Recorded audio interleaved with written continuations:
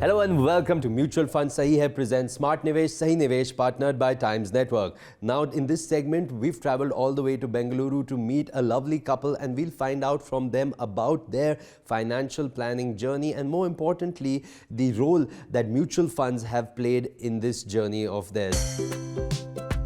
Hi, I'm a Goan.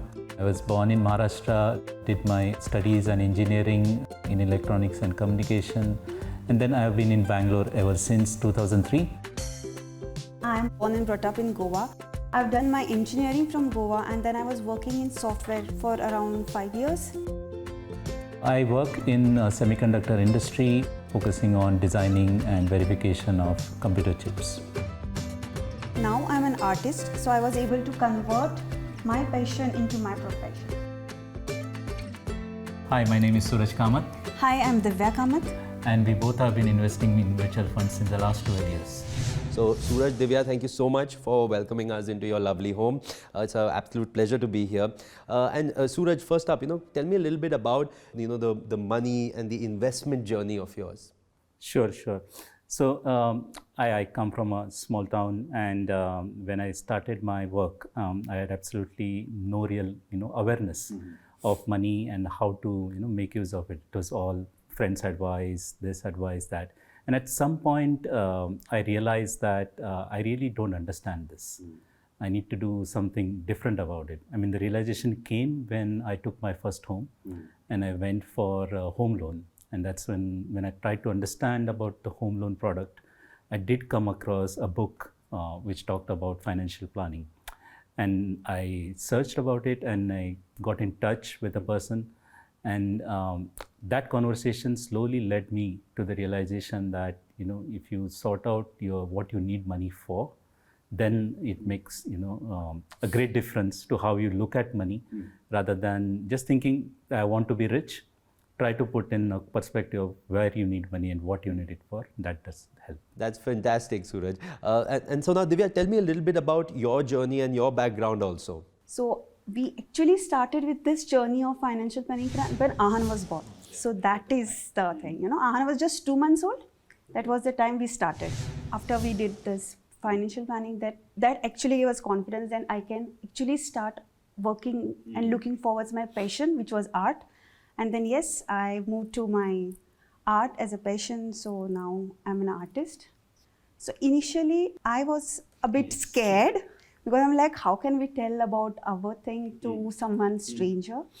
But then Suraj got me into confidence, and we were like, okay, let's start, because we were looking for the best, what we can give for Ahan. Yeah. So his education, his future. So we are like, yes, we have to work on it. I mean, the way, I would like to say is that one needs to look at this like how somebody looks at a family doctor or a family lawyer.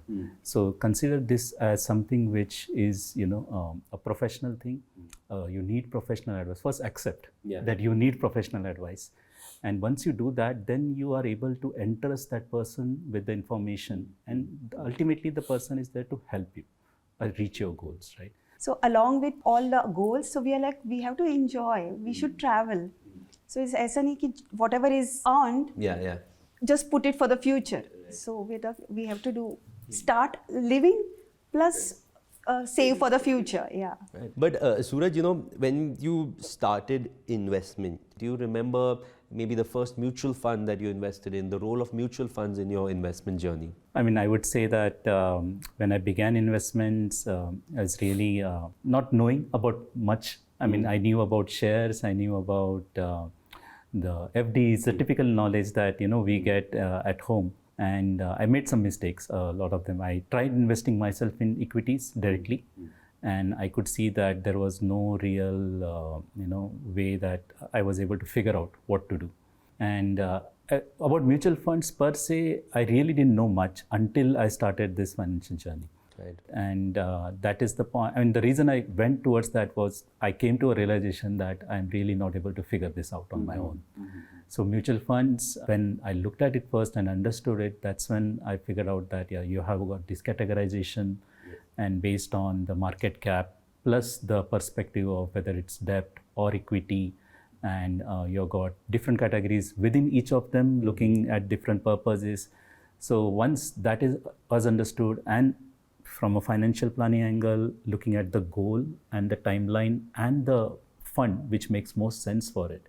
So that structure actually came into place only when I entered the journey of financial planning. Suraj, the base of financial planning is setting a goal. So of course you've set goals, somewhere you might have achieved some goals, or you've come close to achieving these goals with the help of investing in mutual funds. So can you give me an example of where either you've achieved a goal or come close to achieving a goal thanks to the investments in mutual funds? Many such instances where some of our goals have been achieved already.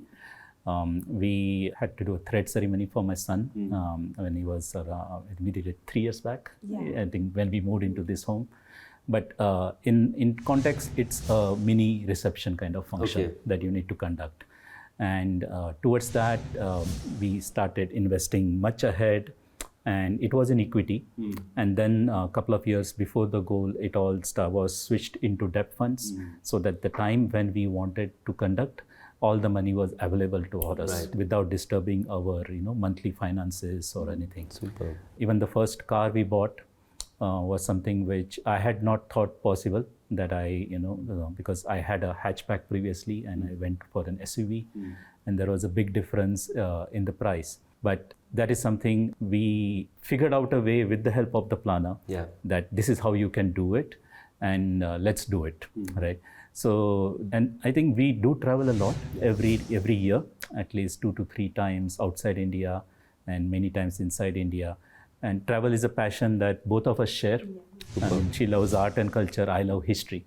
So we try to figure out what's there for both of us. And we've discussed this, like how can we achieve this goal without impacting our, and we came to a conclusion of that, okay, we should have a travel fund, which is replenished every year with certain additional bonus that I get or some lump sum. And then that bucket is what we use every year to meet our travel goals. Now, these are things otherwise I would not have thought about them in this manner, right? So this is helping me really compartmentalize my thinking and how to achieve it. That's great to know. And Suraj, as part of your investment portfolio, what are the different kinds of mutual funds that you've invested in? Maybe can you tell me a little bit about the goals that they are linked to as well? In general, I would categorize myself as a moderate risk. Right. So I do want appreciation, but I also do not want a lot of losses. And so that determines what kind of funds this money gets invested into, apart from the goal itself, right? So if the goal is long term, it's more into direct equity or blue chip stocks, or even small caps are coming there. But if the goal is short term and immediate, then definitely arbitrage funds have been the best ones in recent times. That's where most of our money that we need for any, like we are getting a car tomorrow, all of that money has been always parked into arbitrage. So that when we want to use it, it is protected, plus it might get some appreciation on top of it. So I would say it's a mix of many different kinds based on the goal. I got flexi cap, arbitrage, small cap. Some of them are passive as well, Nifty based funds. So I really trust the advisor, financial planner's advice here in these matters. And Divya, well, you're an artist. So for this, do you have any goal in mind for the profession? I mean, the way ahead, any professional goals that you have? Like now, basically I do art based on order. So whenever I receive an order, so it's like customized art. So whatever I'm earning, so I use it for sustaining my business. Got it. Yeah. So I'm hoping to someday, put up some gallery and. Superb. Yeah. So is that something that, again, something that you've discussed with the planner to kind of maybe include that, or is that something that comes up in the regular review? It is. I mean, in the context of, we did discuss, I mean, because financial planning is not individualistic, it's for the entire family. Exactly. right? And this aspect has been there where we said that she wants to set up a business and go about it, and we did receive good advice on how to do that. And we took a call that the money that she earns out of it can be used to sustain and grow her business rather than feeding towards any of these goals. 12-year-old son Ahan. So have you all already introduced him to financial planning, to the concept of money, or is this something that's down the line that you have in mind and you're going to be working towards? To shed some more light on that. So what we have done is we have got him his bank account and his own debit card. But this is the year now that we plan to introduce like a concept of money with budget and goals to him and see how he takes. So whenever we travel, okay, we give him a budget per day. Okay. So like this much amount is there, you can buy whatever you want. So it excludes food, but yes, if he wants to have some candies or something, so that's included in that budget. So then he knows now what he's supposed to buy, how he's supposed to, I mean, he can manage. Probably he can manage better than us when it comes to he's cost managing. conscious. Yeah, he's in his mind there is a certain value to a certain thing, and he doesn't want to pay more than that. Yeah. So, but he's a different personality.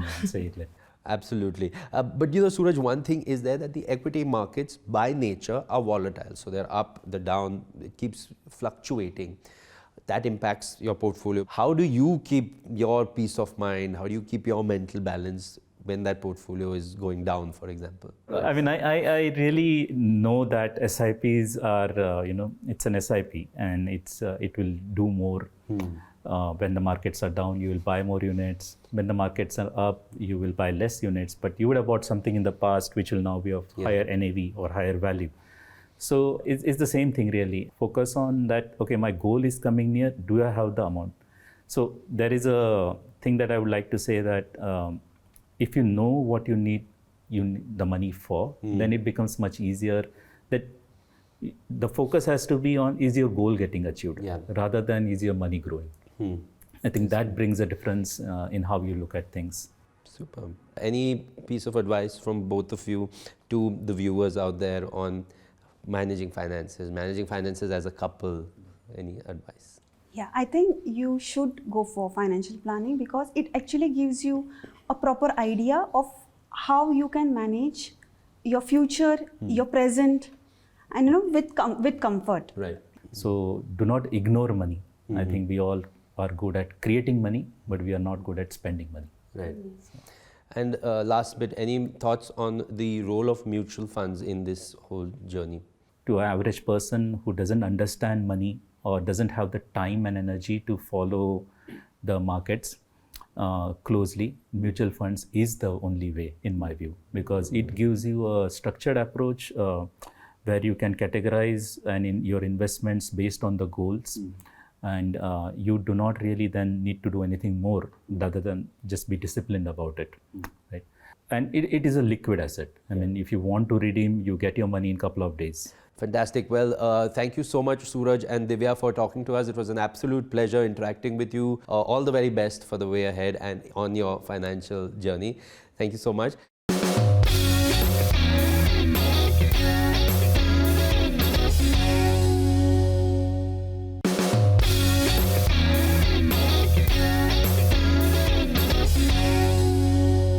Welcome back to Mutual Funds Sahi Hai presents Smart Nivesh Sahi Nivesh, partnered by Times Network. We're talking to an expert, and what are we going to be talking about? We're going to be talking about kya mutual fund sahi hai for married couples. Now, when you're a couple, you have to manage both each other's investment habits, each other's goals. How do we do that? For that, I have an expert with me here in studio. I have with me Neil Parekh. He's the CEO of PPFAS Mutual Fund. Neil, thank you so much for being here and for talking to us. A very important topic, but just starting off first, as a couple, both individuals, they might be having different thoughts towards money. How do you advise people to kind of have that conversation about money between a couple to get the financial goals at least on the same page? Thanks, Sumit, for having me over. It's a very interesting topic we have today. So for every successful relationship, communication is extremely important. and especially true with married couples, you know. So again, one of the things I have seen change over the last 5 or 7 years is that a lot more conversation has been happening between the two spouses, you know, the husband and wife. The women is taking more interest in the finances. I mean, go back 10 years back also, and it would only be brother, husband, father who would be managing that, and the lady would probably not know much about it. And God forbid if something unfortunate happens, first of all, you have to deal with the grief of the person you're losing. On top of that, you're in full confusion because you don't know where the money is there, where the money is going to come from, and if there are some negative surprises, even worse, you know. So I'm glad that the communication is happening, and the communication cannot happen only once. It has to be continuous, because as we've seen, things keep changing. It's a very dynamic world. Our lives are very dynamic. Things change. A COVID-like situation can happen and wipe away whatever your goals were, your plans were. So it's extremely important to have that open, transparent conversation between the two people and get on the same page. Correct. So absolutely, because before people get married, they always see your habits, my habits. They check each other's kind of behavior. So I mean, they know that they're on the same plane. But what happens in investment if one spouse is an aggressive investor while the other spouse is a conservative investor? What's your advice to them? How should they match their financial goals? Yeah, that's an interesting question. And I think for that, I think we need to have goal-based investing. So as a couple, as a married couple, you'll have shared goals. And those shared goals would be that we want to buy a house after, say, 10 years, or child's education abroad, for example. You know, so there are these shared goals that you would have, and for that I think you need to have a plan in place, investment plan in place, an asset allocation to be done for those goals. So you have those target goals and you invest according to that. If it's long-term goals, you probably be more equity heavy. If the goal is coming in within the next 2 or 3 years, you start shifting that to a liquid arbitrage kind of a fund or something safer to manage that, because the payments or the purchase is going to happen at that point. After that, whatever is remaining, if you have anything remaining in terms of investment, I think two people can make their own personal investment however they want. But it's very important that those shared goals are shared actually, and the investments are done according to a plan. Neil, you know, when we're talking about mutual funds for married couples, what would be some ideal mutual funds for them in 2 scenarios? One is for a newly married couple that's just maybe 6 months married or something, and another couple that's maybe been married for 10 years or roughly like that. How do you guide them? Yeah, so I will take probably 3 steps to this. Yeah. First is to obviously make a asset allocation, you know, debt, equity, whatever other assets you want to do it for goals and stuff like that. After that, I think it's very important to have an emergency corpus, emergency fund. 6 months to 12 months, that depends on it'll depend on individual to individual, but minimum 6 months should be there. Then I think from an equity point of view, so I'll take equity and debt, you know. For an equity point of view, I think for most people, 2 diversified equity funds and 1 large cap index fund is more than enough. You don't just 3. More than 3, I think it's suboptimal. Wow. So 3 funds, I think more than, and I will tell the person who's newly married and the person who's even 10 years or 20 years married that this should be your equity funds. Right. The only difference would be the allocation towards them would be more or less depending on where they are. So if they are newly married, I would say please go a lot more heavier on equity.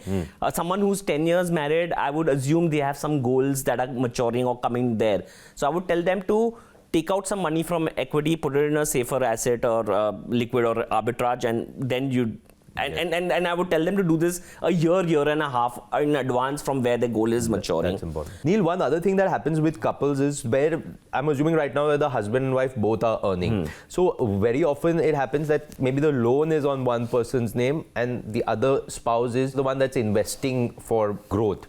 Very important conversation to be had there.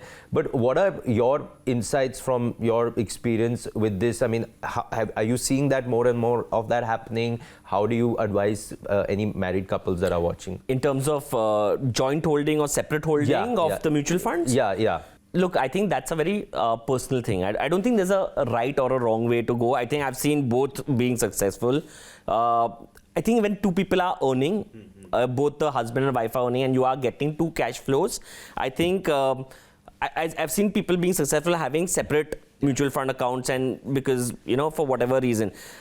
If one person is not working, I think it's probably fine to have a joint account, because in case something happens to the earner, the other spouse will automatically take over that account, and it'll be in that person's name, So I think both work. I don't think this one or that one, either one of them. It just depends on the situation you are in. Yeah. The main thing is to be on the same page. I mean, keep communicating. Like the first question we said, please keep communicating and be on the same page, because I have seen not communicating has led to more problems than anything else, So last point, Neil, market volatility always there.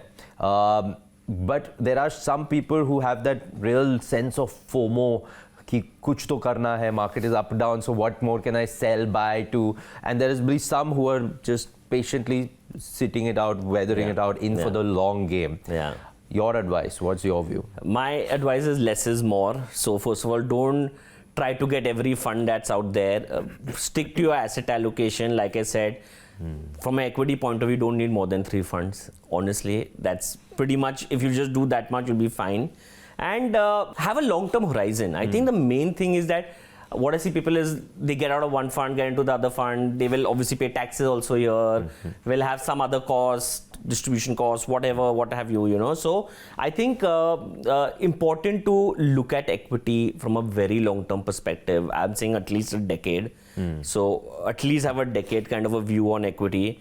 Once you've invested in 2 or 3 funds, just let them continue, keep your SIPs going, increase your SIPs. That's all you need to do. Otherwise, don't do anything. Once it's like, once you've started a plan, then just go with it and just increase it and just try to recalibrate it in terms of how much you need to add more to it, and you'll reach your goals. Enjoy life. Otherwise, don't let your investments continue and concentrate on what's other important facets of your life. Really well put, Neil. Thank you so much for your time and for coming in and for talking to us. Ladies and gentlemen, this was Neil Parekh. We were part of this special episode of Mutual Funds Sahi Hai presents Smart Nivesh, Sahi Nivesh, partnered by Times Network. Thank you so much for watching it.